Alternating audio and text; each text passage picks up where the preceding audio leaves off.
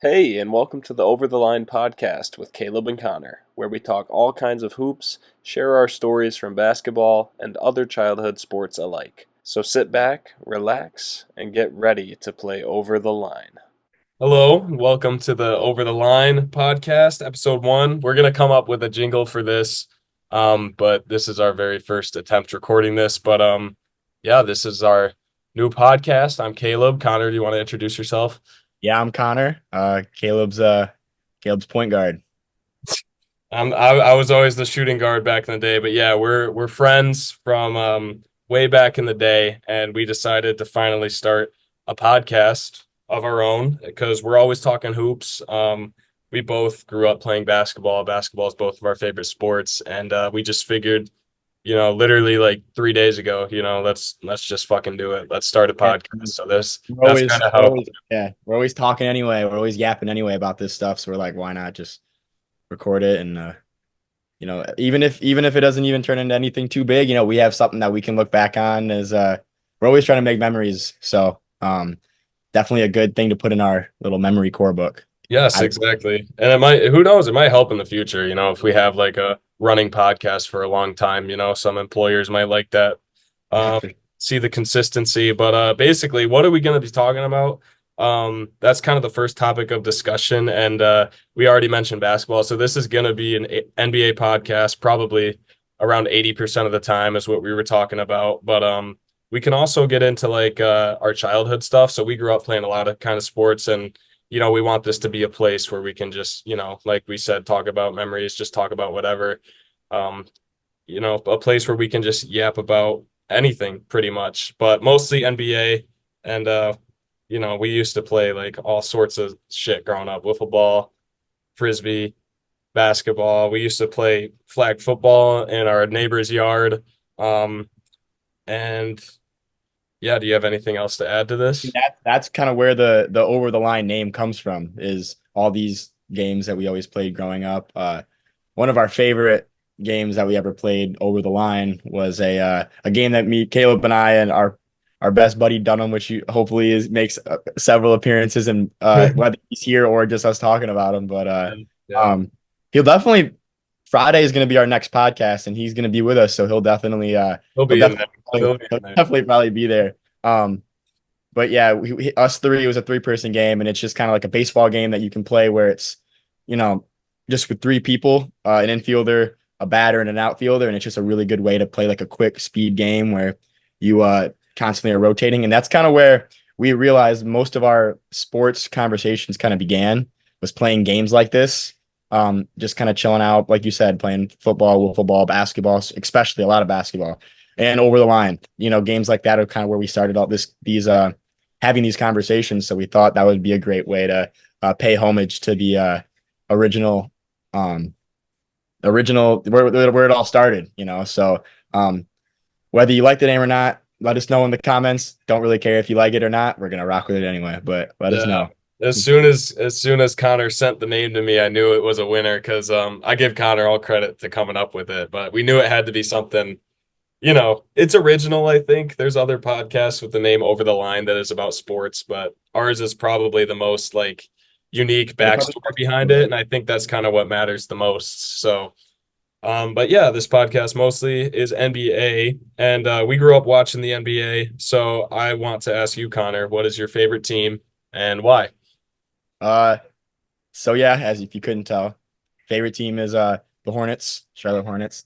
The history on this goes way back because Caleb and I, being from Michigan, you'd think I'm a Detroit fan through everything else, but besides basketball, I mean, I didn't want to be the same. I didn't want to have the same team as Caleb.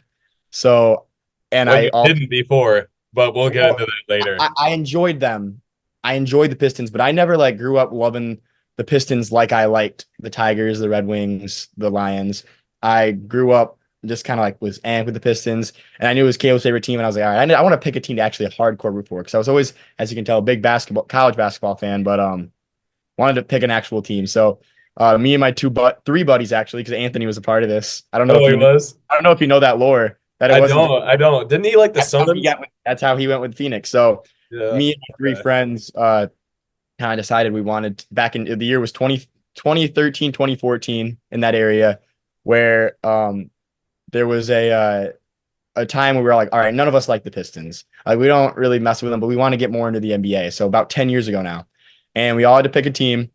And the only rule was they had to have been a non-playoff team at the time. Mm. And uh I chose the Hornets for many reasons. My favorite player out of college was non-Michigan State was Kemba Walker, and he had just gotten drafted that year prior or 2 years prior, 2011 draft. And so and he was an electric, a fun player that I just loved watching in college that transferred over, and I also just loved the colors. So Yeah, it the was a colors good are sick. I love their colorways. exactly. It was a good team to choose. My friends chose the Mavericks, Clippers, and Suns, who have all had crazy more success than me in the last 10 years. I mean, they're sending me stuff all the time. I mean, I never get any love. Speaking of, I think the Mavericks are about to start right here behind me. Game Uh, five, Nate's definitely going to be sending me. man. He's been sending me tons of videos like, oh, must suck not having your team in the playoffs. Blah, Oh blah, my God. blah. Whatever, dude. But yeah, so that's where my love came from. I'm wearing a Miles Bridges jersey right now. Miles was one of my favorite players in college as well at Michigan State, and he got drafted by them as well. So that's where I would say that was around a time where I would say my interest peaked. It's still up there. Obviously, my love is the same, but in terms of my excitement for the franchise was probably when he was drafted as well. So it all kind of locked me in as being a fan for life. So that's why I'm a Hornets fan. If you want to elaborate on your love for the Pistons real quick, I'm sure it's all pretty self-explanatory, but go ahead. I do want to say Connor was a Warriors fan for a little bit, so fuck him for that. I liked them both. I just really like Draymond and I really like Steph. Those Yeah. are my guys. No, you have an excuse with Draymond there. That's valid. That's Draymond went valid. to state and he was my guy. Steph was like my Kemba. He was like just that point guard that I just idolized. I had all Yeah. his shoes all growing up. I mean, he was Yeah. like he was kind of like my Kobe in a way for the generation that's like 8 years older. I was in that area. Yeah. And so that's kind of why I really loved it. The team itself was as I was a Hornets over a Warriors fan, but I was a Steph and Draymond fan just as equal. So I still am. I still love the Warriors. They're probably a top three favorite team for me still. But Yeah. They're fun to watch. yeah. I didn't like when they were winning so much, but My I think I my would dad respect told it. me the other day, or that he thinks we can get into this later, but he was telling me that he thinks the Nuggets are the modern day Warriors in a lot of ways that we can touch on later. But Okay. yeah, I just thought that's something That's certainly a take. topic to talk about. And Yeah, I'll explain it later. But yeah, yeah. I don't agree with him fully, but I want to say what he was saying. But But yeah, that makes sense with Draymond. And honestly, I didn't start watching. I got into basketball in a crazy way because I'd always been playing growing up. I think my mom had put me in basketball camps and teams since first grade. I never really liked it. And then in sixth grade, I had a growth spurt and I got somewhat good because I was taller than everybody, which is not the case now. I'm still 5'9". So I've been the same height for like the past 7 years or so. But so yeah, I got NBA 2K13 on my Wii U and I played the fuck out of that during sixth grade. And then there was one day I turned on ESPN in my basement, and I think no, it wasn't ESPN. I turned on Fox Sports Detroit because it was Fox Sports still at the time, and the Pistons were playing, and they had just beat the Indiana Pacers, and they won. Like, it was like one of the very few games like they won during like one of their big losing streaks that year, and I watched them win the game. DJ Augustine was on that team. Brandon Jennings was on that team. I really liked watching Brandon Jennings. And immediately, just like that, I started looking at stats on like the NBA app and stuff, like the OG app. oh And yeah, oh yeah, dude, like Brandon Jennings, Greg Monroe was on that team, Andre Drummond, and I just fell in love with the team right away. And I started watching like Pistons highlights on YouTube. And I think obviously I'm a little biased because I'm from Michigan, so I'm supposed to like them. But I've had a connection to this team since 2014, and it's been rough. I can't lie. There's been a couple good years, like the years we had Blake Griffin for a little bit, but since the turn of the since the turn of the what's decade, Jesus Christ, it's been rough. But anyway, I still love them. I yeah. like Cade Cunningham a lot, but it's been rough, but every time they win, man, it hits a soft spot in my heart, and I just get that love right back, even after the big losing streak this year. Jeez, dude, Yeah. that was bad. Yeah. There's one thing that we're gonna talk about a lot, I think, on this podcast is how similar our franchises are and like maybe not their complete history, but at least over the last 10 years and how they continue to kind of go in similar directions, which is not the direction either of us want them to go into. Uh, Right. that's kind of one thing that we've been able to like bond over, I feel like with our teams is that we're like, we just both suck. And Yeah, it's we're both something so that bad. we always are constantly talking about how we would, what we would do to make our teams better. And we love listening to each other talk about how we think that we would go about that, whether that be right or wrong. I mean, we're not in the positions, but we love to just yap. So Right. that's definitely something we're gonna go into and to try and just record as us talking about those ideas. I feel like that about why we or what we think and why we what we think our team should be doing, what we think about what they have done, and all that stuff. I would love to talk about some draft stuff in a little bit later if you want, but yeah, no, just that idea in general, just the future, the past, and sadly the sad present. But yeah, Yeah. Yeah. Emphasis on sad present, fifth fucking pick. hey, Fuck. that's six, man. We got the six. You should feel better about it. Yeah. It- It's the third year in a row, though, dude. It's the third year in a row. We'll get into that, man. All We'll right. get All right. All right. So yeah, those are our favorite teams. So hopefully that, helps you relate to us a little bit. handsome players. Yeah. Yeah. Oh yeah. So Well, we that's kind of talked about it. that's the Yeah. next question. What's your favorite who's your favorite player? Like currently, This my can be current. all time or current, or you can name Okay. both. Um. Ooh. My all-time favorite NBA player is Kemba Walker. For Really? I did not know that. for sure. I thought you Like, were gonna say Magic. well, Magic, I didn't watch Magic, so I can't say that. I Well, you mean, were always making this GOAT debate. that's different. Like, you can look at resumes and all that stuff, but we're talking favorite. Favorite in my eyes means who do you love? Like, you know what I'm saying? I can't say I love Magic. I mean, obviously I love him now. I love his involvement with Michigan State and his um just how he's always coming back. I love him. He's a funny guy. He's a good dude. Yeah. Um, I obviously loved his highlights, but loving him as a player, I feel like it's kind of unfair to say who your favorite player is if you didn't watch him. Valid. You can enjoy you can respect players, you can enjoy them, but like there's not going to be anyone our age saying MJ is their favorite player. Like, No, it's not, that's just no. not how it works. If I had to say my favorite current player, because sadly Kemba is not around anymore. This is tough because I want to say Miles. Miles and I have had a little rough patch in the last couple of years with all of his wrongdoings. Yeah. But I'm not one to hold a grudge on any players, or I believe in second chances. I'm not going to say he's my current favorite anymore, simply because of that. That's probably best. Simply because of that, but I do still respect him, and I want him to do good for our team.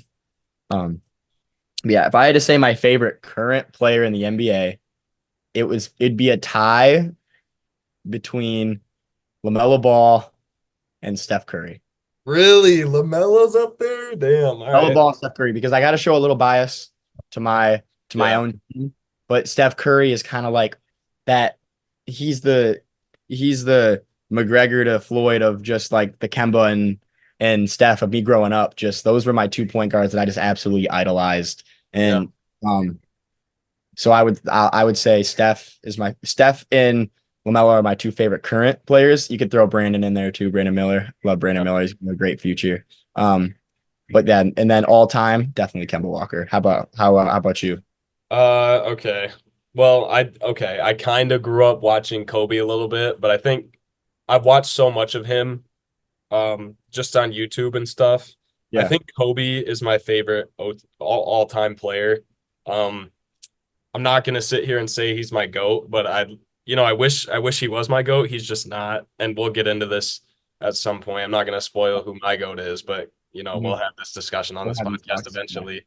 But yeah, Kobe is my GOAT, man. Or so no, he's not my GOAT. He's my favorite player of all time. Rest in peace. And just his heart, man. I love shooting guard, that's what I played.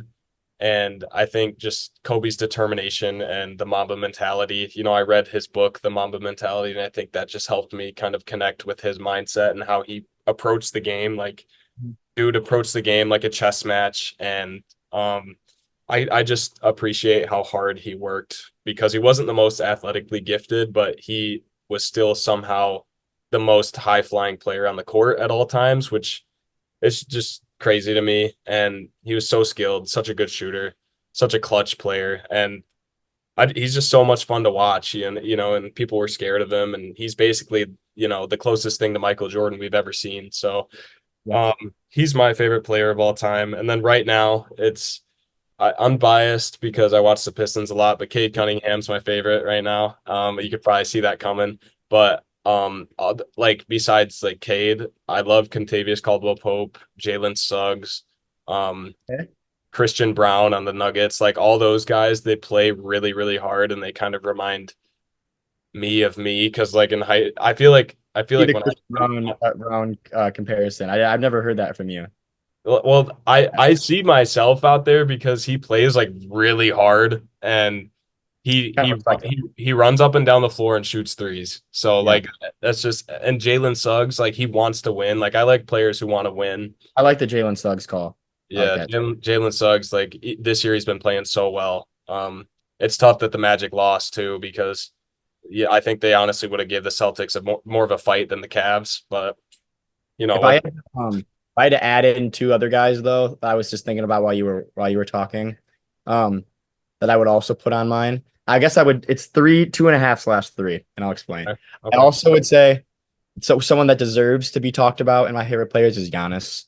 Okay. Um, I love Giannis, man. What Yeah. I love players that like have who've been through a lot and are genuinely just good people. And it's hard to I love rooting for people that are easy to root for, you know? I mean, he's one of them. I'd love to say Donovan Mitchell is one of my favorite players. Sadly, he just got eliminated from the playoffs Yeah. after the last Yeah. two I games. don't even know. Did he play tonight? Oh, he didn't. He didn't play that Uh, last game. Tough. And yeah, it was rough. And then one player that I would also was going to add in that I forgot to talk about was Victor Oladipo.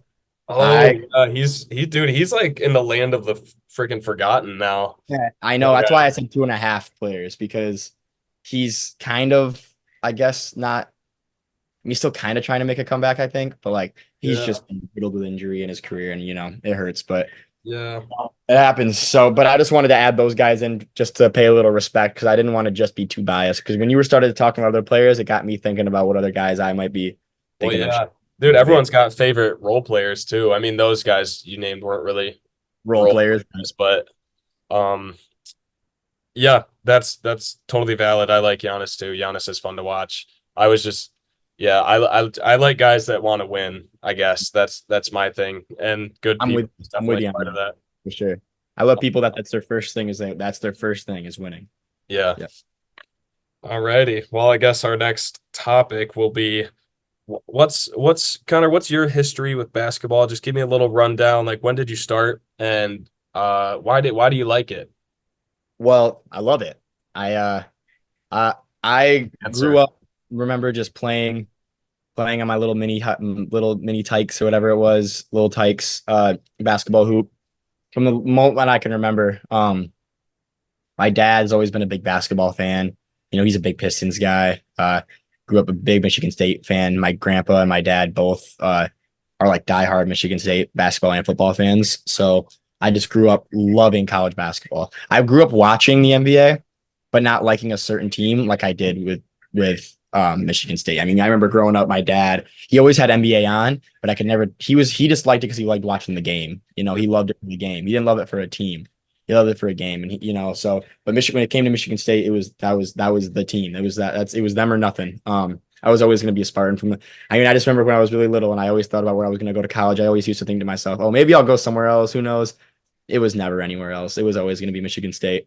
Yeah. Um, so I've been playing basketball for as long as I can remember, as early as you could playing on the littlest hoops. I used to, I've always been the smallest guy, very different from you because I'm now taller than you. But growing up, I just used to be the smallest dude, but I used to still always be one of the better players. And well, I just remember Caleb used to come over because we were neighbors, like we talked about with the games we used to play. He used to come over, and when Caleb first started getting into basketball, it was right when he like was growing, like you talked about. I just remember he used to Yeah, come that over. was He used to insane. come over and he used to knock on my door and used to say like 1v1 me. Like let's play one on one. And I used to always beat you. Always beat you. And then I remember you started just getting a little bigger and a little bigger and a little stronger. And I'll never forget the first day you actually did beat me. Do you I remember don't it? remember the first day I It beat was you. Was it that was at your at house? my house. Okay. On my little blue and black basketball hoop that with that black rim. Yeah, dude, that one's oh Shitty man, that brings board. back memories. And it was sitting. We had that was back when we had it set up by my the far right of my garage, Yeah, dude, facing. you had the mechanical pencil in it to hold it in place. Yeah, That was yep, crazy. exactly. And around that time is when Caleb was getting bigger, and that was one of the things that and I think we talked about a little bit before that kind of made me start taking basketball seriously. Where I was like, all right, I can't just get by on just what I know now. I got to like really put some work into it, and um, played basketball all the way through high school. I didn't obviously play in college, but I played IM throughout college. We got a ring, we got a championship ring for IM basketball. My Yeah. freshman year, we've came up short the last 2 years, but we'll be back for the senior year. I mean, I have to get out. I have to end on a bang. I have to get a second one, but I don't need it or I don't want it. I need it, So I'm gonna so. But yeah, so that's kind of my history with basketball, I guess you could say, and a little bit of a backstory on my love for Michigan State. Yeah, dude, that's valid. And just for context, we're both about to be well, we're both seniors in college now. So How could be, yeah. that's just the current status. And you guys will be getting some snippets into our senior year of college, I'm sure, when the time comes around. But yeah, nice explanation. Thank you. Um, and I guess my history, I kind of already touched on it. My mom, Talk um, about UCLA though. huh? Talk about UCLA though. Oh yeah, facts. Okay. I'll get into that when I actually started like watching it, I guess. Mhm. So I already told you guys that my mom put me in basketball like camps and on just like the little hoopsters teams. So pretty much first through fifth grade, I did that, and I was just a normal kid, normal small kid. Like I didn't hit my growth spurt until beginning of middle school. And the one thing that always made me mad is we'd always play Connor's team because we grew up in the same town. And they would separate our grade into three separate hoopsters teams, and that's what they called it, junior hoopsters in elementary school. So Connor was always on this super stacked team while I was with like maybe one other good kid, and then the rest of us don't even know how to dribble a basketball. So we'd always just get our asses fucking handed to us. But that stopped once seventh grade came around, and finally, like Connor said, I was getting a little bigger, and then in sixth grade is when I got kind of good. For as good as like a seventh grader can get, I guess. And I would shoot outside a lot, and as when I was liking the Pistons, I realized, all these other kids around me liked college teams too. Well, my brother had just graduated UCLA. And I was like, all right, you know what? Screw it. I'll go out west and I'll like UCLA. So I kind of grew up liking them. I don't follow them very much. I still don't. But I go through high school, play varsity basketball with Connor and all that. Um, and the only year I really played varsity was senior year, but we'll touch on that in another episode. But the one thing I do want to say is UCLA knocked out Michigan State in the 2021 Yeah, March whatever. Madness tournament. That was pretty sick. That was a sick time to be a UCLA fan. And then they made it all the way to the Final Four just to lose to player mentioned earlier, Oh, it's Jalen Suggs, your boy, yeah. and my boy Jalen. And at least I was gonna say at least we lost to the champions, but then Gonzaga went and lost to Baylor. So yeah, that's pretty much my history with basketball and why I like it. I started liking it around sixth grade when I was bigger than everybody and the game got a little easier.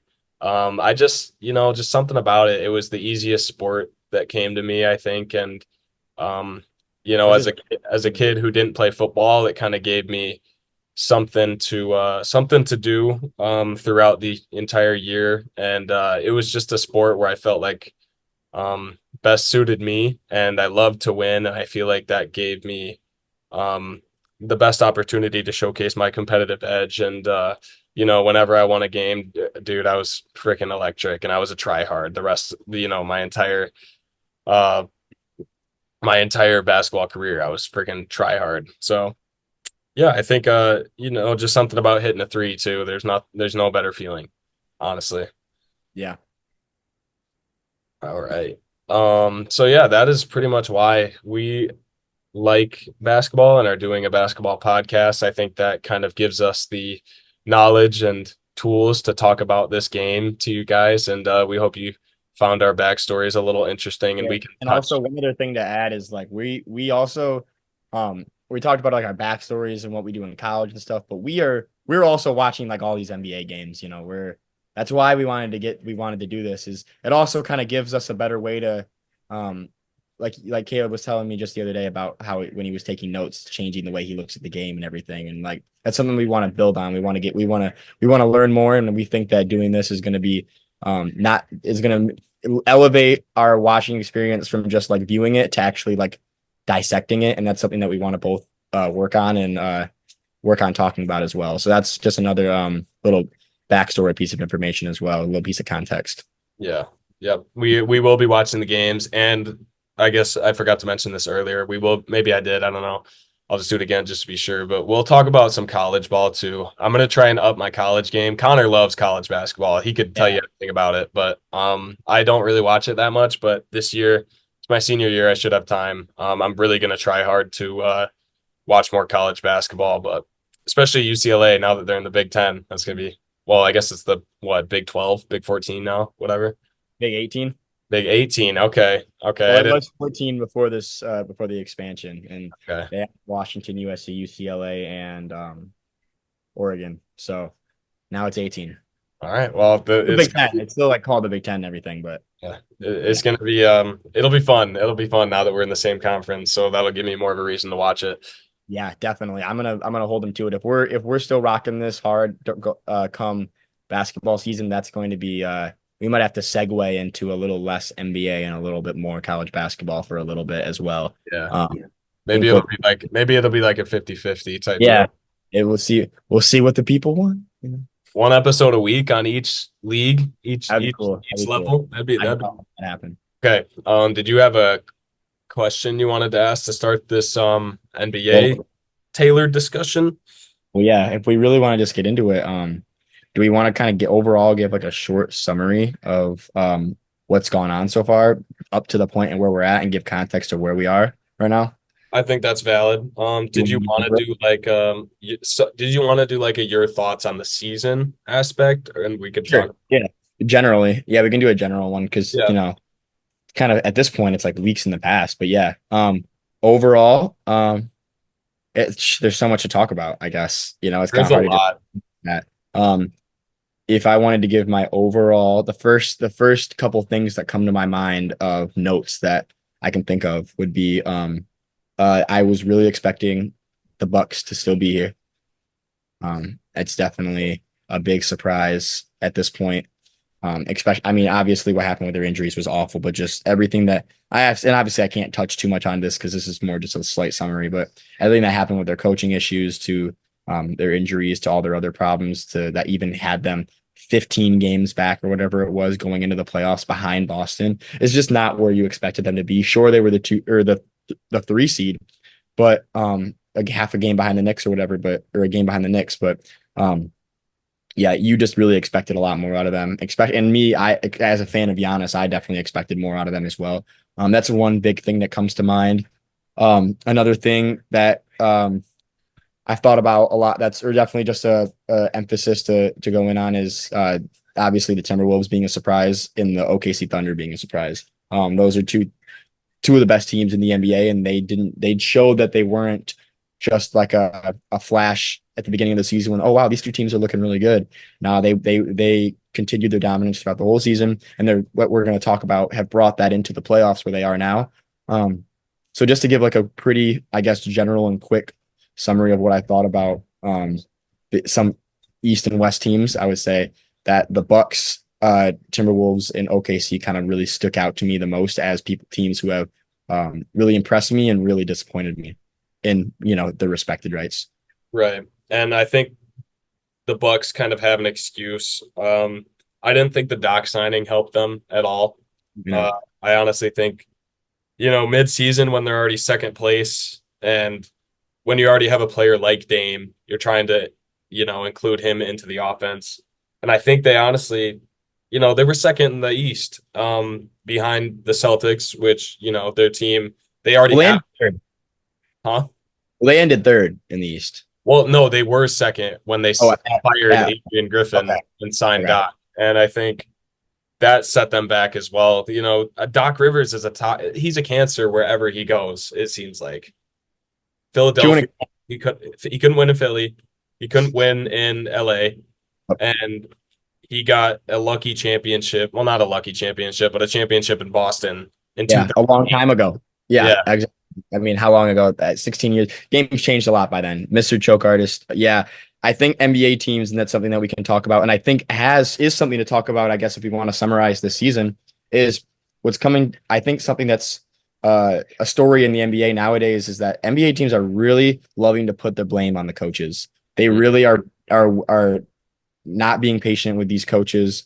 Really quick to pull the trigger on them. And in this day and age where free agency is what it is, it's really hard, I think, to try and put any blame on the players or try to, because you want to please as many players as you can with or without the team. And I mean, you saw it with the Suns just firing Vogel. I mean, Vogel's a great head coach. He just won an NBA championship a couple of years ago. How many coaches can say that they did that? I understand that there are things that they could have done better, but he was not the reason for the Suns being the way that they were. I mean, you No, cannot Bradley Beal, Kevin Durant, and Devin Booker and have them get a team swept. that specializes in defense. And dude, none of them shoot threes, bro. Yeah, it's you. That's not the problem. I mean, that team is just constructed so awfully. Yeah. It's Matt Ishbia, their owner, needs to stop doing so much talking.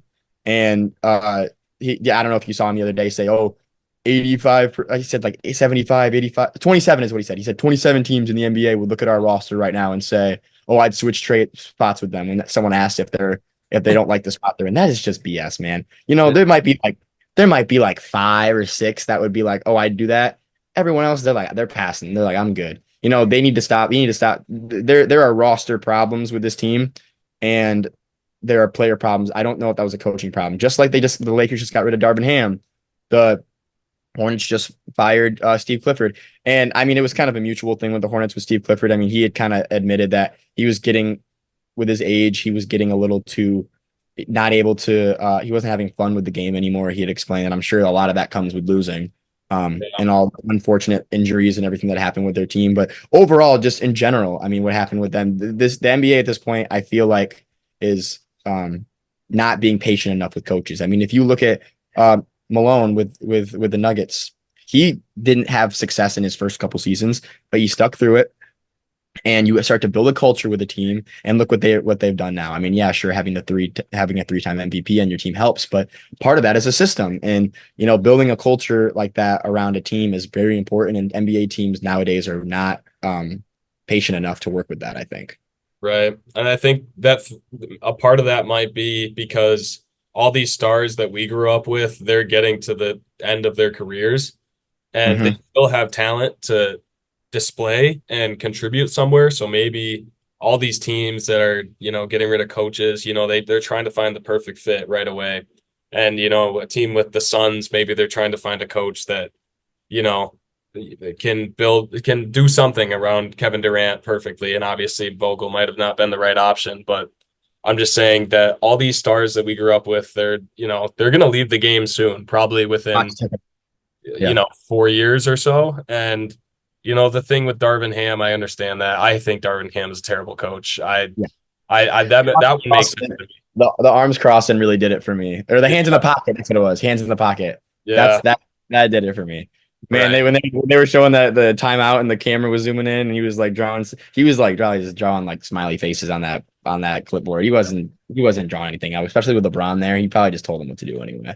Yeah. Yeah, definitely. And I just think, all these teams that do have, because there are young teams, like Greg Popovich is still the coach of the Spurs, which is fucking crazy to me. I honestly, that was a surprise to me. I thought the Spurs were going to be better, but because they have Mhm. a solid team, they have solid, young guys, but that might just be the thing that they're too young right now.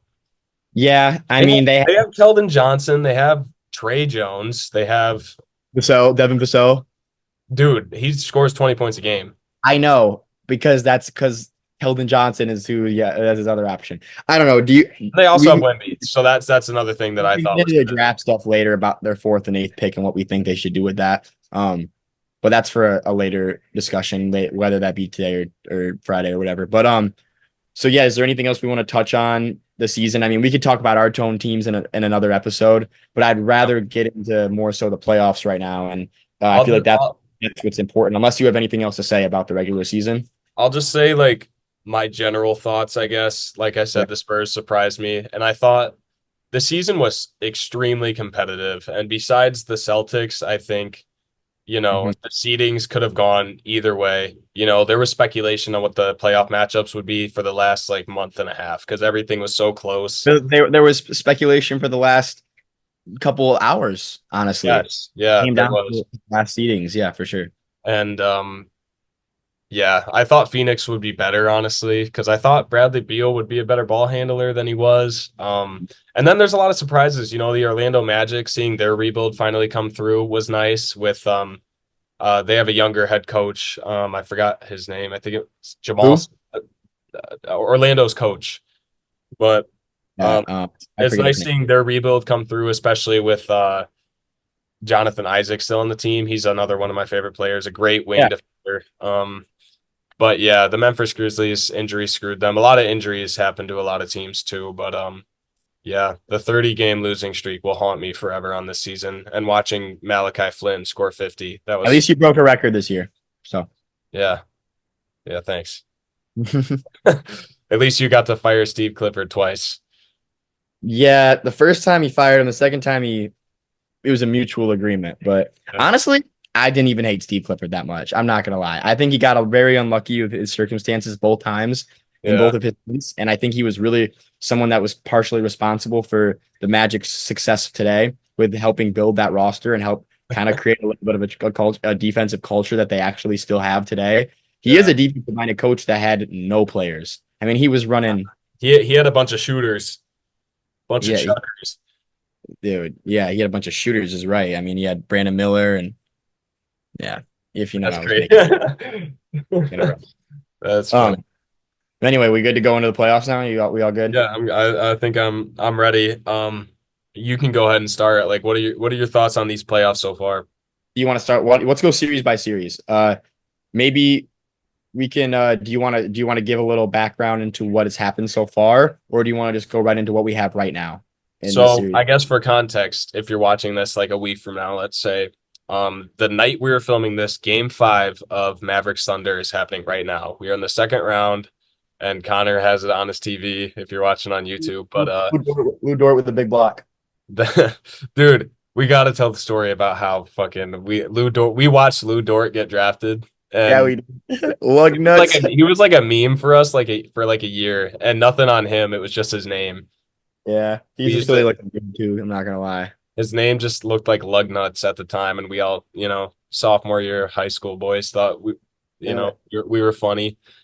yeah. Um, Lou Will just got blocked, or Lou Dort. Anyway.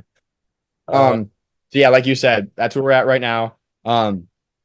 You want to give the current matchups of every series, and then we can break them down one by one. yeah, yeah. Let me look up the I think bracket. I have them. I think I have them right now. If you want me to just say them, I think I know them. But All right, well, just pick one to start with from the okay, first. let's begin with what we have going on right here. We'll start in the West. All right, Um, are let's. we talking about the first rounds at all or no? I mean, we don't. I don't really think it's too important to All right, at this point. I mean, we could give a small summary of what happened, of what we thought, but I would say that there are very general consensus on what other people thought. I mean, injuries really just hurt everybody in the first round. I mean, that's yeah, what hurt the Sixers. That's what hurt the Bucks, and those are really the only teams who got upset, and they only really got upset because of injury, in my kind of hurt opinion. the And you Heat could even too. say, "What's up?" It kind of hurt the Heat too. That playing game against the Yeah, Sixers, man. exactly. I mean, that's the story of the first round. It's just injury, stars and injuries. And I don't even know if I would necessarily say that the Sixers were the favorite. But it was kind of an even series, I would say. And Joel just playing that whole series at 65%. It was, definitely made a difference. Yeah. Yeah. And Tobias Harris being turning into Nick Batum, and it Yeah. also did not help Dude, the with his thing is, Nick Batum like came up clutch in their play-in game too. I was that watching one. it. He had Yeah, yeah, like he really six did. threes or something like that. Did Went say why the fuck went Batum into in his and prime real quick. yeah. But But yeah, yeah, so you mentioned we can start with this series with the OKC Mavs series. You want to just give your overall thoughts? yeah, I'll give my thoughts. So far, um, I watched game 4 2 nights ago, and dude, Mavs can control this series if they want, and Completely agree. once they start letting Shea go one on one, dude, it's over. They can't guard Shea one on one, and they can guard everybody else, but it was a game of momentums, and I think OKC just might have more firepower, honestly. Yeah, I mean, I don't know if I completely agree. I do agree that no one can stop Shea. There's no one. There might not be anyone in the NBA who can stop Shea. Um, but he is. You could very well make an argument for that he deserved the MVP, especially having his team at number one in the West. I think that this series is the Mavs to lose, personally.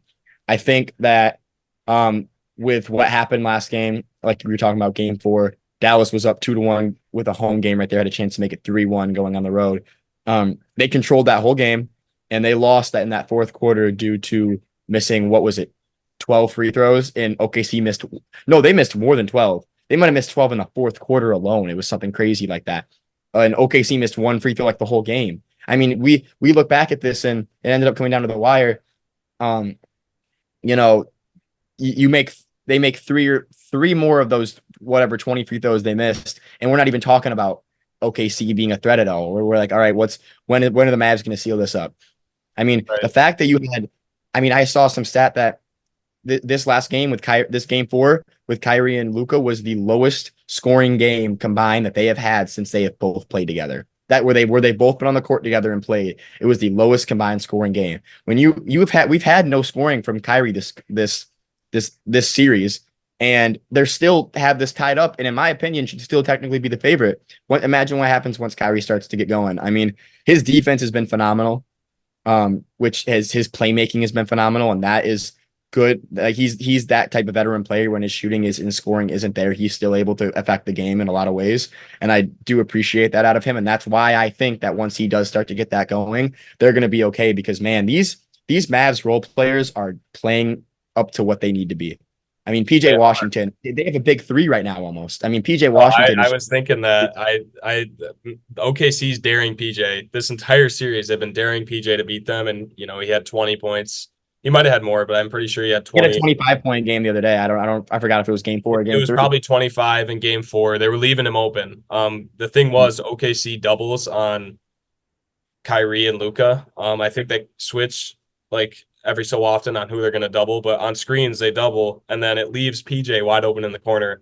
And Yeah. if he shoots 14, he's going to hit 50%. This entire series, he's been doing the same thing, and I think they're just kind of relying on that. And Dallas might get up to a big lead, but without Luka and Kyrie scoring, like you were saying, it's easy for OKC to come back because when the Mavs, when Luka and Kyrie aren't scoring, their role players miss a couple possessions in a row. It's easy for OKC to make that comeback, and I think that's kind of what OKC is relying on right now. So that's, in a sense, it is the Mavs series to lose. I do think we need to see J-Dub kind of take a little bit of a step. Yeah, I think there's more that he has to offer so far this series and what he's actually doing. And going back to what you were saying, I mean, this OKC their defensive strategy is it could very well lose them this series. I mean, they're doing the same. It was losing them. It was And I losing still game think they 4. can. I mean, I think that they're doing the same thing that they did against New Orleans in game 1, but it really paid off with Brandon Ingram and Zion, where they just pretty much were like, all right, we're going to take away these 2 stars and we're going to make everybody else beat us because we don't think anybody else can beat us. We think that we're deeper and we have better role players. Well, this series, yeah, sure. They have 2 top 3 players in this series. So when you're putting all your attention to them, there's a news flash. I mean, these Mavs role players have improved. Their bench has improved. This is what held them back earlier in these previous seasons in Luka's career. This is a different team now. Luka's better. This is a way more rounded team than what they used to be. And I think that they're gonna have to change that. And we're gonna probably hopefully watch this second half of game 5 to be able to see what they're doing. I mean, as of right now, the Mavs are up 12 with 4 minutes in the second quarter. I mean, Oh I haven't wow. been in it, but we're definitely going to look into it. But really curious to see as if they're going to keep that up. Right. And one more thing I wanted to say, you mentioned J-Dub. He well, if you look at the stat sheet, it might say he had a lot of points. That was not the but it was not the case the entire game. They were running J-Dub at point, and that was interesting to me because it A was lot. taking away Shai's opportunity to Shai's opportunities to run point. And every time Shai brought up the ball and had a chance to just go one-on-one, get in the paint, because that got guys open, and it also Shai, if he gets in the paint, he's gonna score. So J Dub running point, I think that's kind of hurting OKC. Sometimes it ended up working. He had an and one at some point in the fourth quarter that was pretty big, and he might have missed it, got his own rebound, kicked it out to Lou Dort. He hits a three, but OKC, if they're not running SGA at point, then I don't know why he's out there. They need to put the ball in the best player's hands, and One can guard him, man. yeah, I know, and I'm sure they're running J Dub at point, and he's a small forward. Let him play small forward. Let him cut. Let him catch the ball, and then do something with it. Having J Dub bring up the ball and waste possessions for OKC is might be hurting them right now. So, So I um, got two questions for you. First of all, quick, just you don't have to give too much of a reasoning, but who's the best player in this series? Mavs and OKC Mhm. based off last game, No. Who's the best player in the series? the best player in the series, Luka. Okay. Luka to Uh, me. okay. I I would agree, but it's very close. It I is. think. It's obviously between SGA them might have two. had a better season, very closely, very close, just because he had his team to the 1 seed. Mhm. Um, but I do think he has a better supporting cast, and which is why I am very surprised that for the most part, besides game 1, the Mavs have controlled most of this series. And then the second thing I was going to ask you is, what's our prediction right now? How is this going to end? Honestly, I see a world easily where OKC can come back and win this game tonight.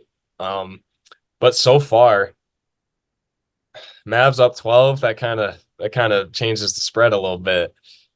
Mhm. I think it's I think it's only right if we say it goes 7, and I think the Mavs are going to pull it off In 7? in 7 Okay.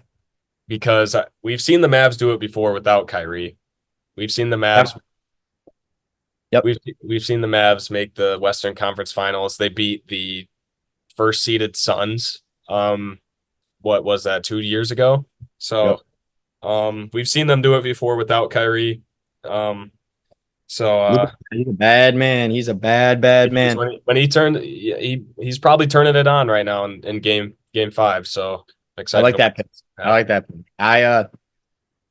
We're gonna get into our hot takes at the end of the episode, but Yeah. one of my hot takes that I was going to say was that I think that the Mavs win in 6. And I originally wanted to start this episode a little sooner. And so I guess, it doesn't help. It's not as hot now that they're up 12 going, Yeah. my one of my Well, hot takes. OKC came back from like 17 or something like that in Yeah, game they were 4. So on the road too. they're On not the road safe. as well. Not Yeah, safe no, at all. 100% not safe. Now it's 14, but Daniel Gafford is kind of him. But Is him, honestly. He's yeah, crazy. so yeah, that was gonna be one of mine, but I'm gonna take Mavs in 6. All right. We'll I see. really like We'll OKC, have to man. keep track of this and see who gets what right. That'll be fun. Yeah.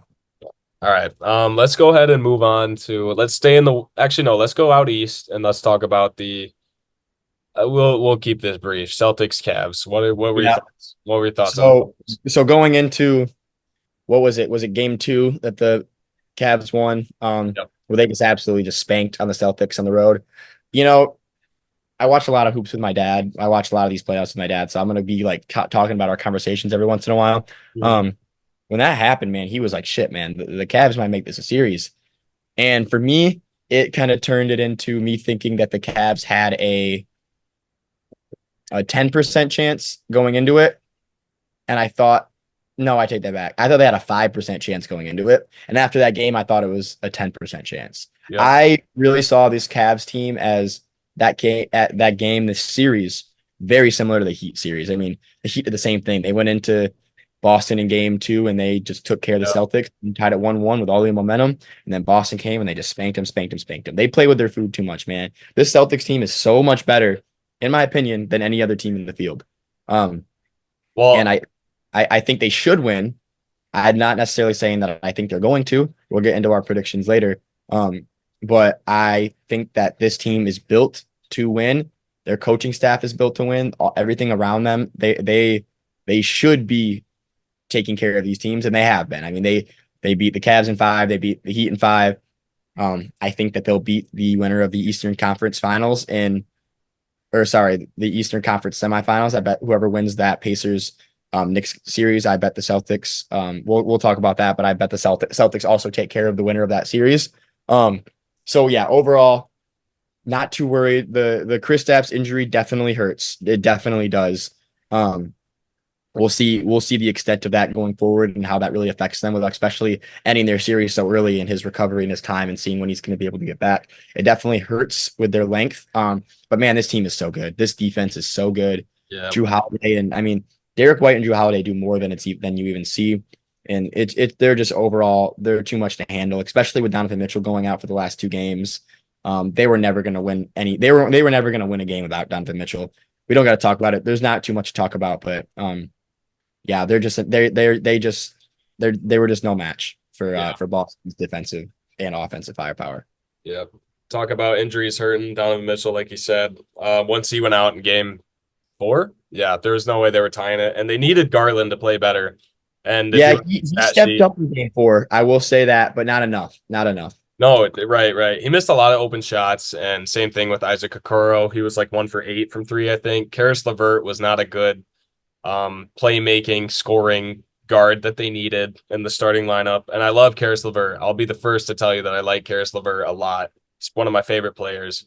But he just didn't step in. And honestly, when I was watching the game at work, I couldn't really watch it too much, but every open shot I saw the Cavs take, they missed. And that was the thing with Celtics losing game two. The only reason they lost was because they had the same game against the Heat. They just couldn't hit their threes. And this team, like you said, it's built for the NBA now. It's got a fast-paced team that can score an ISO ball, but shoot the three well, and it's got a perfect switchable defense all around. And that's why I'm really excited to see if the Knicks win, Drew Holiday defend Jalen Brunson, because I want to see Yeah, if anybody that'll be can awesome. stop him. That'll be awesome. That'll But be awesome. yeah, I guess that's a good segue to the Knicks Yeah, series because we don't really yeah, have for much sure. else to say about the Cavs. Yeah. Best of luck next year, I guess. Hopefully you have Jared Allen next time. They have Donovan Mitchell next time. I could very well see him be leaving. I could With see him. both of them, maybe they win another game at home. But Yeah. honestly, they didn't. I- They're too big. They're too big for the Celtics. yeah, definitely. Yeah. So going into the Knicks Pacers series, Jeez, dude.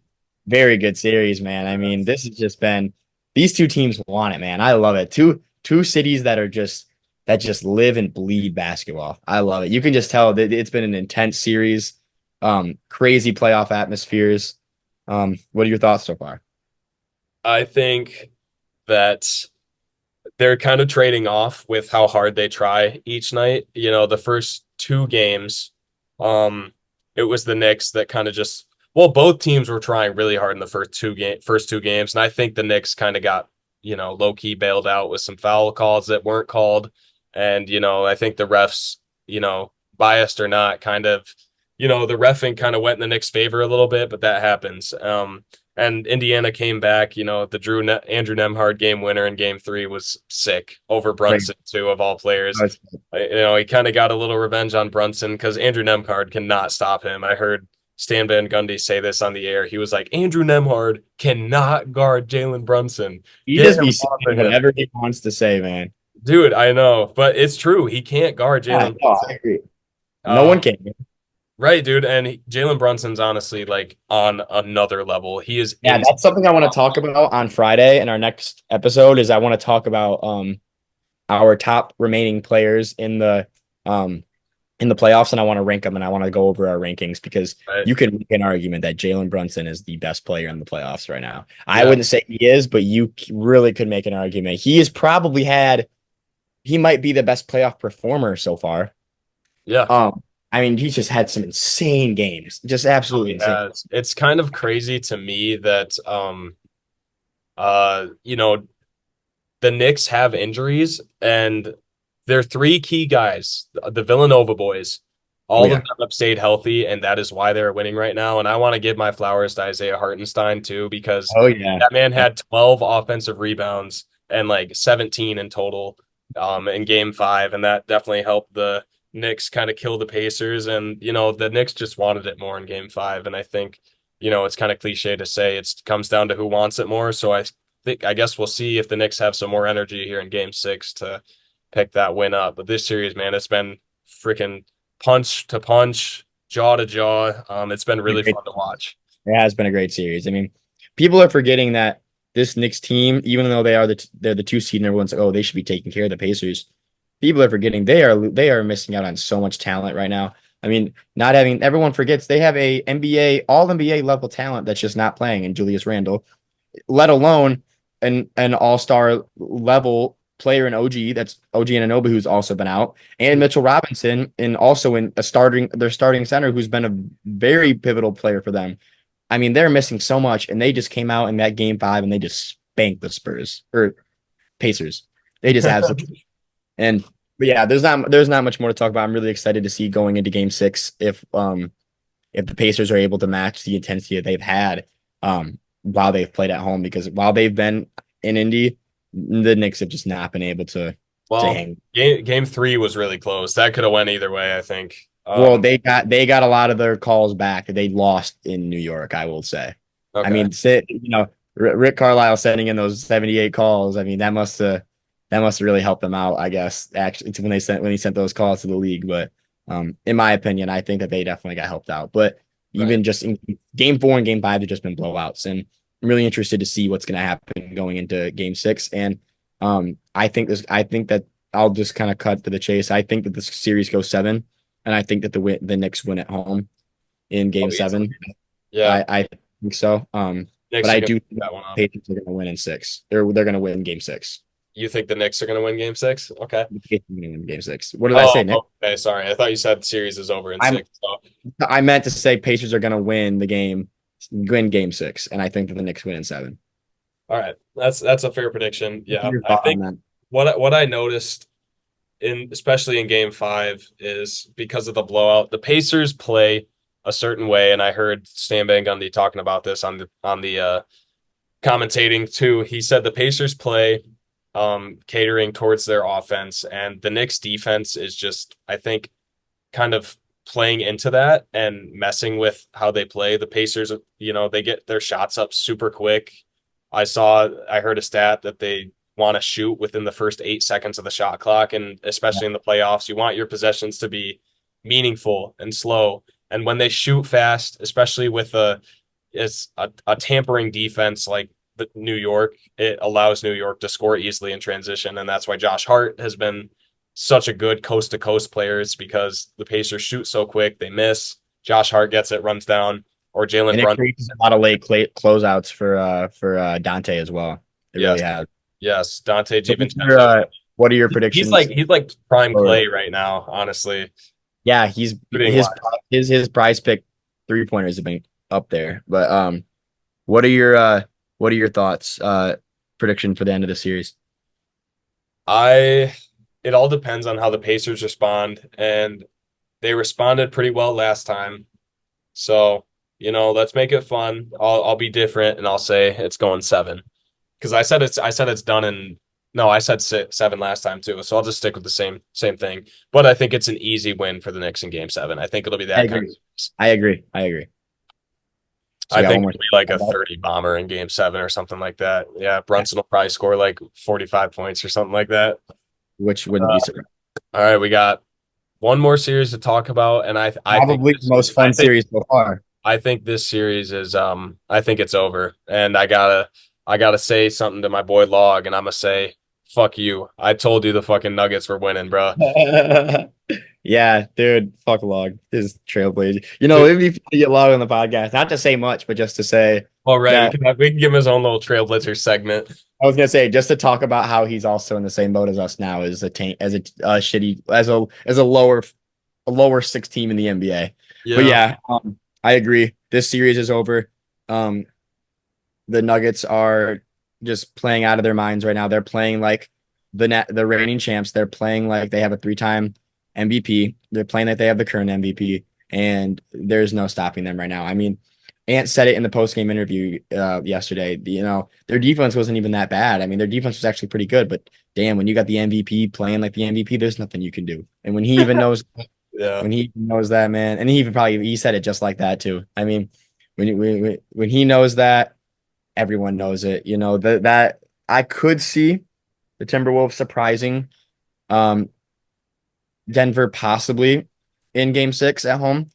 Uh and then but even if they were to, I see the Nuggets taking care of them in game seven. I mean, Jokic is just so out of this world. And that's just what my dad was talking about. We were talking about going back to that Warriors Nuggets uh comparison.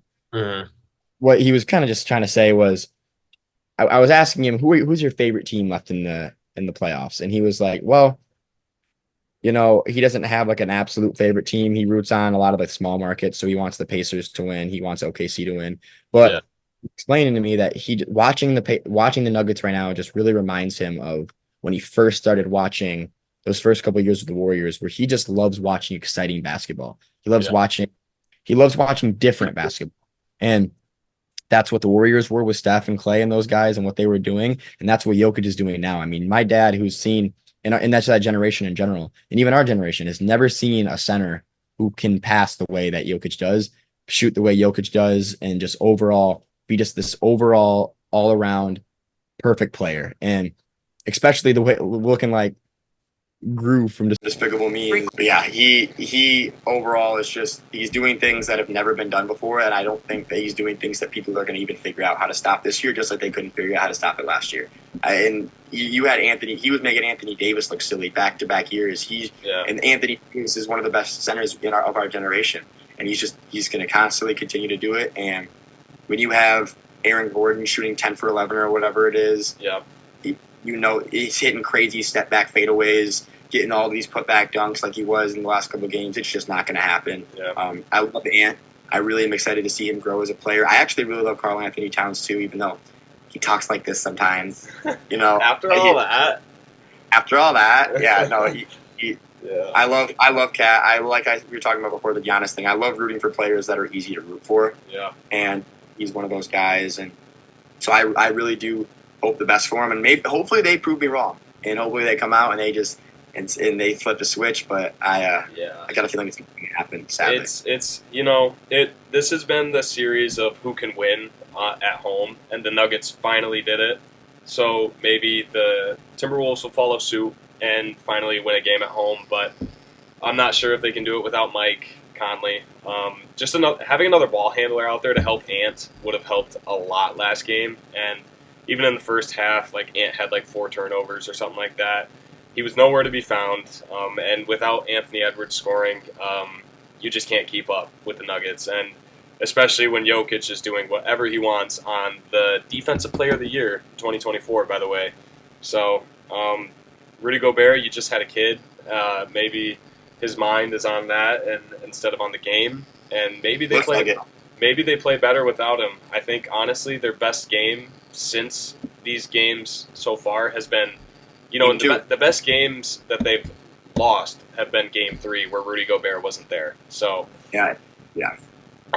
maybe the thing should be to run small. And I don't know if you remember this or not, but Rudy Gobert single-handedly lost the Jazz a playoff game because he kept leaving Terrence Mann wide open. They had like 38 points that game or something like that. It was the weakest 38-point game I've ever seen, and it's because Rudy Gobert is a defensive liability, and we were texting back and forth about this of seeing if they could find a way to defend with Rudy Gobert that would be effective with Cat also on the floor. And I don't think, the Timberwolves, they can't figure that out. And the Nuggets have figured them out. And I saw this thing where they were having Aaron Gordon bring up the ball to avoid Jamal Murray getting hounded. And I think that was a great adjustment. They were like comparing it to one of the best like playoff adjustments of all time. Really? Which I don't know if that's like one of the greatest playoff adjustments of all time, but they were down 0-2, so Let's the suck off. Yeah. On, dude. Yeah. Anyway, that pretty much covers that what we have going on so far in the playoffs. On Friday, we're gonna pick back up. Oh yeah, we'll be going much more in depth with the games. This was more of a introduction episode to kind of talk about ourselves, kind of give a little sneak peek as to what our minds kind of sound like, a little a guidance down what the trail might look like going forward. And like we said, we're gonna do one little more segment before we head out. But Friday we're gonna be back to an in person to do a more in depth episode on these next couple days of what is to come, and also with a couple other segments we're gonna plan on doing on some questions and some rankings and everything like that. And maybe some Yeah, but the episode might be out on Saturday though, but we'll be talking on Friday. That's the plan. May 18th, 17th, same shit. But yeah, so this segment is something we're gonna do every single episode. We didn't get to our other one, which was a game, but intro episode. It was, we're still figuring stuff out. But anyway, so the segment we're going to end every episode with is each of us are going to give a hot take. So it's hot take time. Start us out. I'll start. So my hot take, and you mentioned it earlier. You literally said it by word, but so I know you're probably thinking about it, but I think Jalen Brunson has been the best player in these playoffs so far. That's my hot take, and it's honestly not that hot. But it's not. It really isn't. That's why I mentioned it. I don't agree, probably, but okay. So what are you really saying? Are you saying that Jalen Brunson has been the best player in these playoffs, or are you saying that Jalen Brunson is the best player in the playoffs going forward? I think Jalen Brunson has been the best player in the playoffs. I don't think it's too hot. I'm not gonna lie. The only thing I could argue with that I would say is ahead of him is probably Anthony Edwards. And the only reason why I say that is because he swept the Suns. Jalen Brunson took a lot of games to get it done. He's had a lot of, he's had some role players really step up. But he really, not to take anything away from Jalen Brunson, man, he's been absolutely insane. But the only reason why the only person I would argue ahead of him would be, would probably be Ant, and then you could put Jokic at 3, in my opinion. But Ant, I think, has just had too many games that have been too many fourth quarter shutout games. He's had a harder competition, in my opinion. And I think for those reasons alone, I'd barely give him the edge. But I like it. I don't think it's a crazy. That's why I said earlier in the show. I definitely could see the argument for him. So yeah, I think Ant has definitely had the best play so far. I think his dunk that was semi over KD has an argument for number one play of these playoffs so far. There hasn't been too many crazy game winners yet or anything, but and there's been some crazy clutch shots. That Tyrese Maxey shot is up there. Yeah. Keep that series going. That was crazy. That Josh Hart 3 is up there. There's been some nice plays, but yeah, I agree. I think I guess my reasoning, just Jalen Brunson, his IQ, because he's not the most athletic guy, right? But he's strong. He's very smart. He's a smart player. He knows what move to make at the right time, and he opens up absolutely everything for New York. And he has put the whole city on his back, and I have not seen anything like that. I've not seen anything like that in a really, really long time. And to be honest, Julius Randle being out helps with that. But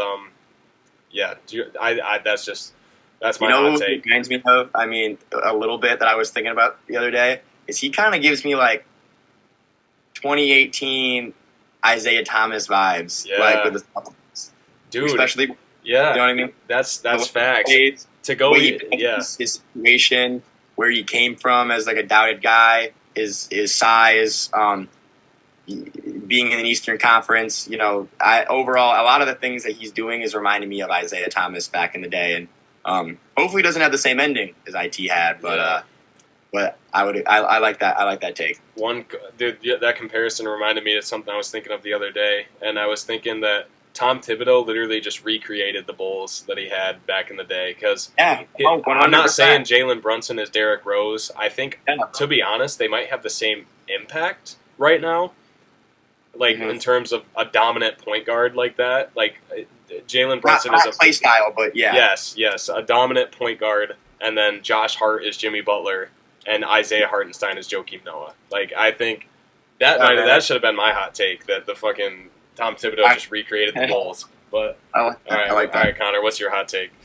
My hot take is I was thinking about this over dinner last night. I'm gonna stick with it, and I said this before Game 5 last night. Where I had this made up in my mind before Game 5. All right, But I'm gonna say that the Nuggets do not lose any more than 3 games the rest of the playoffs. okay, that is a take. It is a hot take. It's flaming hot, and I'm stick by it. And I might even put some coin on it. I'm not gonna lie. I'm so confident in them right now. Yeah, I think that the worst that's gonna happen is I think that they are going to win this, and they're going to win against Minnesota. They are going to beat the winner of the Mavs OKC in 5, and they're going to beat the Celtics in 6. They're going to lose 3 max games left in the playoffs, and that's my hot take. I think they're too much right now. We talked about it a little bit. I mean, I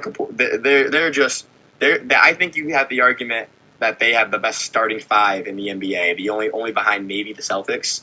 Yeah.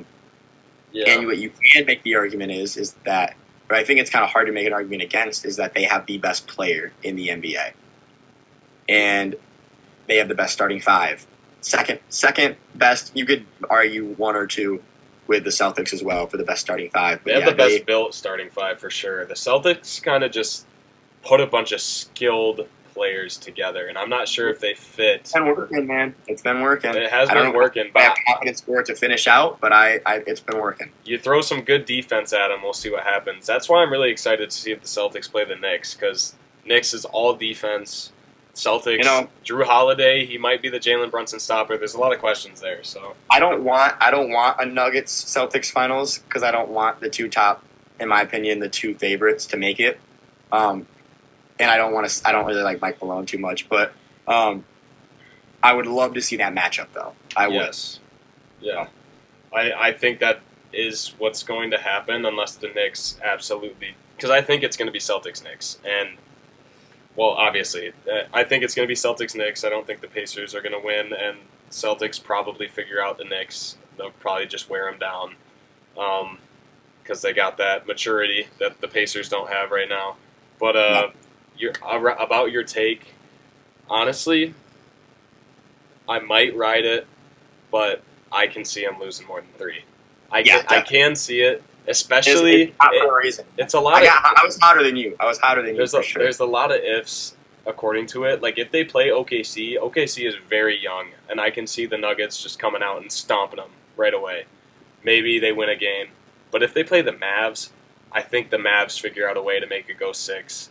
And then if they play the Celtics, that series is kind of a toss-up to me because they're so good. At least 6 then. Both teams are so good. I like it. But I like the take too. I mean, that's a pretty penny if you bet like 5 on it. So you might win might have to. Might win like 25 or something. Something like that. Something light, yeah. But yeah, that's it. That's episode 1. Yeah, it was a good episode. Good talking to you. Like we said, we're gonna be back Friday. Probably not posting until Saturday, but yeah. It's gonna be our first in person, which we're gonna try and do more of those. Zoom, we just had a lot going on right now, working, living apart from each other, so tried to get this in as early as possible. But yeah, we're gonna be looking to get more in person episodes out soon. Yeah, man. So yeah, we hope you guys enjoyed the podcast. Let us know what you think. If you're watching on Spotify or listening on Spotify, sorry, there should be an option to leave your feedback. Let us know what you think. Let us know if we're going in too deep or if we're not going in deep enough, and if our ball knowledge sucks. I already know Log is going to say that, so. He's gonna say like go Trailvision or Yeah, something. yeah, he will say something like that. It's in suck or whatever. But yeah, we'd love to hear, especially from our friends that are gonna be watching this. Give us feedback. Give us feedback. Yeah, let us know what things you want to hear us talk about, or if you have any ideas for things we should talk about, or we'll give you a shout out, whatever about what you brought up. But overall, yeah, just feedback would be great because we're gonna try and get better at this as we go. Yeah, or leave your hot takes. We can also do a segment where we talk about people's takes, or if someone asks us an NBA related question, we'd be happy to answer it, give our thoughts on it, because I think we get pretty good thoughts. That was a pretty Definitely well thought. pretty well discussed discussion, I would say. I think that's going to be it. We'll see you guys on Saturday. Save the date.